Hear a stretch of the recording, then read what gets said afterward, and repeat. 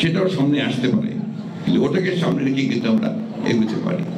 যে আমি মনে করি যে আমাদের এই ন্যূনতম যে সংস্কার হচ্ছে নির্বাচন কেন্দ্রিক, সেই সংস্কারগুলো করেই আমাদেরকে দ্রুত নির্বাচনের পথে যাওয়া উচিত এবং নির্বাচনের মধ্য দিয়ে যে সরকার বেরিয়ে আসবে তাদের দায়িত্ব হবে এখানে আমরা পুরোপুরিভাবে সেই সংস্কার যে কমিটমেন্ট আমাদের আছে, একত্রিত কমিটমেন্ট, সেই কমিটমেন্টকে বাস্তবায়িত করা, জনগণের প্রত্যাশাকে পূরণ করা।